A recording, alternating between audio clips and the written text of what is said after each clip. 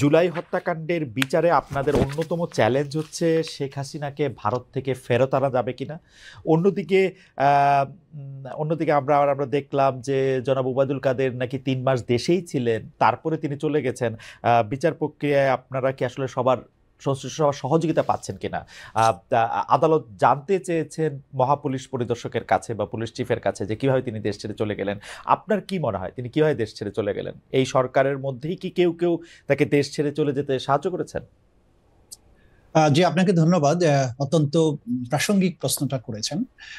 ওবায়দুল কাদের সাহেব চলে যাওয়ার ব্যাপারে যেটা শোনা যাচ্ছে যে উনি 3 মাস দেশে ছিলেন। তো আপনারা জানেন যে বাংলাদেশে এই বিপ্লবের পরে পুলিশ বাহিনীতে যে অস্থিরতাটা ছিল, বাংলাদেশে এরকম পরিস্থিতি কখনো হয়নি যে গোটা পুলিশ বাহিনী পালিয়ে গেছে। এবং যেহেতু তারা একটা বড় অংশই এই গণহত্যার সাথে সম্পৃক্ত ছিল, অপরাধের সাথে সম্পৃক্ত ছিল, তাদের পালিয়ে যাওয়াটা ছিল স্বাভাবিক। তারপরে কিছু যারা যখন ফিরে আসলো, এটা আইন শৃঙ্খলা পরিস্থিতি স্বাভাবিক হতে একটা সময় লেগেছে।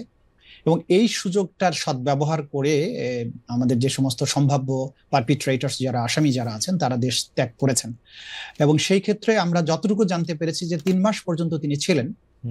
আমরা এই ব্যাপারে বিজিবির সাথে কথা বলেছি। তারা যেটা বলার চেষ্টা করেছেন যে আমাদের বর্ডারে 4100 কিলোমিটারের বেশি বর্ডার আছে ভারতের সাথে, এবং সেই ক্ষেত্রে বিওপি গুলোতে যে কয়েকজন করে বিএসএফ থাকে, তাদের পক্ষে আসলে পুরো সীমান্তটা পাহারা দেওয়া সম্ভব নয়। এই ফাঁক দিয়ে যদি কেউ পার হয়ে যায়, বাংলাদেশের কোনো ইমিগ্রেশনকে টাচ না করে, ওপার থেকে তাদেরকে আসলে ওয়েলকাম করার লোক আছে।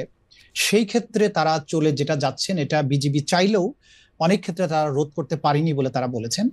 আর বাংলাদেশের মধ্যে এটা অস্বাভাবিক নয় যে পুলিশের মধ্যে যেহেতু তাদের অনেক বেশি অনুগত লোকজন ছিল, তারা কেউ কেউ তাকে সহযোগিতা করেছেন, এটা স্বাভাবিক। কিন্তু যত সময় যাবে, আমি মনে করি যে এই জিনিসটা আস্তে আস্তে ঠিক হয়ে আসবে। এইভাবে পালানোর পথটা আস্তে আস্তে রুদ্ধ হয়ে যাবে তাদের জন্য। না মানে আপনার কথা থেকে একটু ব্যারিস্টার ইসলাম আপনার কাছে একটু আসি যে আপনি বলছেন যে যত সময় যাবে তত ঠিক হবে, আবার আপনি বলছেন যে বা আপনাদের কাছে খবর হচ্ছে 3 মাস উনি দেশে ছিলেন। অর্থাৎ প্রথম 1 মাসকে যদি আমরা ধরে নিই যে পুলিশ বাহিনী তার পুনর্গঠন তার সেটার ক্ষেত্রে অসুবিধা, কিন্তু আমরা তো দেখলাম যে যখন পুরোটার সবাই সবার দায়িত্ব নিয়েছে তারপরে উনি গিয়েছেন। এটা কিভাবে ব্যাখ্যা করবেন? মানে ডেফিনেটলি যে এই জিনিসটা তাদের ব্যর্থতা তো বটেই। আমাদের আইন শৃঙ্খলা রক্ষাকারী বাহিনী যে আদালতের যে ওয়ারেন্ট ছিল সেটাকে কার্যকর করার ব্যাপারে যতটুকু তাদের সিরিয়াস হওয়া উচিত ছিল, অথবা টেকনোলজি ব্যবহার করে তারা যেভাবে সিরিয়াসলি তাকে গ্রেপ্তার করতে পারতেন, সেটা তারা করেননি। এটা ডেফিনেটলি তাদের একটা ব্যর্থতা আমি বলবো। আরেকটা জিনিস হচ্ছে, আমরা এটাও জানতে পারছি যে প্রথমে তাদেরকে কিন্তু কোথাও কোথাও আশ্রয় দেওয়া হয়েছিল জীবন বাঁচানোর জন্য বা ইত্যাদি ইত্যাদি কথা বলে। কিন্তু তারপরে যখন জীবন বাঁচানোর পর্বটা শেষ হয়ে গেল, তাদের জীবনের উপর আশঙ্কা কমে গেল, তখন তাদেরকে আসলে আইনের হাতে সোপর্দ করা উচিত ছিল। সেই জায়গাটায় একটা শূন্যতা হয়েছে বলে আমরা মনে করছি। আপনার কাছে কি মনে হচ্ছে যে এটার ক্ষেত্রে কিছুটা পিক এন্ড চুজ করা হয়েছে, যে কাকে আসলে মানে আশ্রয় নিতে সবাই এক জায়গাতেই গিয়েছেন, আমরা ক্যান্টনমেন্টের কথা বলতে পারি, কিন্তু তারপরে পিক এন্ড চুজ করা হয়েছে কাকে তুলে দেওয়া হবে কাকে তুলে দেওয়া হবে না, ব্যাপারটা কি এরকম? এটা আমার কাছে ডেফিনিট কোনো ইনফরমেশন নেই। কিছু লোক গ্রেপ্তার হয়েছেন, কিছু লোক গ্রেপ্তার হয়েছেন বলে খবর বেরিয়েছিল, সেগুলো পরবর্তী সময় আমরা দেখলাম যে না, তারা আসলে গ্রেপ্তার হননি। তো সেক্ষেত্রে পিক অ্যান্ড চুজ অথবা কেউ তাকে ফেভার করা বা এরকম কিছু একটা হয়ে থাকতে পারে। যেহেতু আমার কাছে ডেফিনিট ইনফরমেশন নেই, আমার পক্ষে মন্তব্য করাটা কঠিন। কিন্তু দৃশ্যত তাদের পালিয়ে যেতে কেউ না কেউ সাহায্য করেছে, এটা বোঝা যাচ্ছে বিদ্যমান বাস্তবতা থেকে। আপনাকে ধন্যবাদ। আমি একটু ব্যারিস্টার রাসনা ইমামের কাছে আসি। যে ব্যারিস্টার রাসনা ইমাম, আপনি জানেন যে আওয়ামী লীগ সরকারের করা আন্তর্জাতিক অপরাধ ট্রাইব্যুনালে নিয়ে অনেকেরই আপত্তি ছিল, বা কারো কারো আপত্তি ছিল, কিন্তু যাদের আপত্তি ছিল তাদের কেউ কেউ এখন আবার অন্তর্বর্তী সরকারের ঘনিষ্ঠ। এই সরকার ট্রাইব্যুনাল পুনর্গঠন করেছে।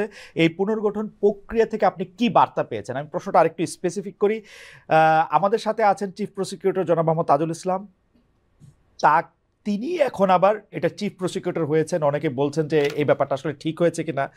আমরা এটা অবশ্য তার কাছেও জানতে চাইবো, আপনার কাছ থেকে আগে প্রথমে জানতে চাই। আবার তার বিশেষ পরামর্শক মানে জনাব তাজুল ইসলামের বিশেষ পরামর্শক নিয়োগ করা হয়েছে টবি ক্যাডম্যানকে।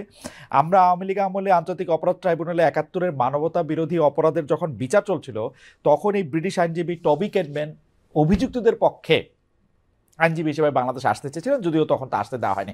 এটা থেকে আসলে আমরা কি বার্তা পাচ্ছি? মানে মানে আমরা কি আমরা আপনার কাছে একটু শুনি ব্যারিস্টার রাসনা ইমাম। জি জি, ধন্যবাদ খালিদ ভাই। প্রথমে আমি যে কথাটা বলবো যে আমাদের একটু রিয়েলিস্টিক হওয়া উচিত এসব ব্যাপারে, কারণ বাংলাদেশে কিন্তু ঘাটতি আছে কম্পিটেন্সেরও হুম, প্রত্যেকটা ক্ষেত্রে। এবং আমরা জানি তাজুল ভাই আমাদের সামনে, আমার সাথে এখন সামনে আছে বলে যে আমি তা বলছি হুম, তা না, বাট উনি এই ব্যাপারে যথেষ্ট অভিজ্ঞতাও অর্জন করেছে, এবং সেটা একটা বড় কারণ যে কারণে ওনাকে এই পদটা দেয়া হয়েছে। হুম, সো হুম, এটাও কিন্তু ভুলে গেলে হবে না। ওনার মতো অভিজ্ঞতা সম্পন্ন খুব কমই হয়তো হাতে গোনা আছে বা ছিল যখন উনি এই পদটা পেলেন। তো সেটা একটা কারণ। এখন আরেকটা আপনি বলতে পারেন যে অপটিক্সটা নিয়ে হয়তো অনেকের, হুম, অপটিক্সটা হুম, জন্য অনেকের প্রশ্ন উঠেছে হুম, যে ওনার রাজনীতি বলেন বা হুম, ওনার প্রিভিয়াস রেকর্ডস গুলো দেখলে মনে হবে যে উনি কি ইম্পার্শিয়াল হতে হবে নাকি, কিন্তু হুম। এখানে তো ওনার ইম্পার্শিয়ালিটিটা যত না প্রয়োজন, ওনার স্বাধীন হওয়াটা যত না প্রয়োজন, তার থেকে বেশি প্রয়োজন কিন্তু যে ট্রাইব্যুনালটা স্বাধীন কি না, যে বিচারটা করবে। সো আই থিঙ্ক ট্রাইব্যুনালের স্বাধীনতাটা এখানে অনেক বেশি ইম্পর্টেন্ট কিন্তু ব্যারিস্টার কিন্তু প্রসিকিউটরের কিন্তু স্বাধীনতাটা থেকে। কিন্তু ব্যারিস্টার জি, ইমাম, আমরা যখন জি, বার কাউন্সিলের থেকে আপনারা সনদ নেন, তখন আপনারা তো আসলে এইটারও জি, সনদ নেন। আপনারা তো আসলে যারা আইনজীবী আছেন তারা তো আসলে বিচারের extended hand, law officer of the court. তো আপনারা যদি স্বাধীনভাবে অ্যাবসলিউটলি। কাজ না করতে পারেন, সেই বিচার তো আসলে খুব ভালো হওয়ার সম্ভাবনা মানে মানে কমে যায়। কারণ আসলে আদালতকে তো সাহায্য করেন আইনজীবীরা, এবং তারাও একটা কম্পিটেন্ট হ্যান্ড, মানে অবশ্যই মানে তাদের বাদ দিয়া আমি মানে আপনাদের কাছে এইটা বলা তো আসলে একটু কারণ আপনারা এটা খুব ভালো করে জানেন যে আপনাদের সনদটাই এইটা যে আপনারা আসলে আদালতকেই সাহায্য করবেন বিচারটা পাওয়ার জন্য। এখন যদি কোনো কারণে আপনাদের বা জনাব তাজুল ইসলামের গতবারের অবস্থান থেকে যদি এইটা মনে হইতে থাকে যে তিনি আসলে আদালতকে ঠিক সিনসিয়ারলি সাহায্য করবেন না বা পার্শিয়ালি সাহায্য করবেন, এটা যদি মনে হয়, তাহলে এটা একটা সমস্যাজনক কিনা। অ্যাবসলিউটলি, আপনি সঠিক কথা বলেছেন যে প্রথমে আমরা আইনজীবী হিসেবে আমরা officers of the court, so hmm, আমাদের দায়িত্ব হচ্ছে প্রাইমারিলি কোর্টের কাছে, হুম, এবং আমাদের দায়িত্ব হচ্ছে কোর্টকে অ্যাসিস্ট করা আইনের ব্যাখ্যার মাধ্যমে, এবং সাথে সাথে আমাদের ক্লায়েন্টকে রিপ্রেজেন্ট করা।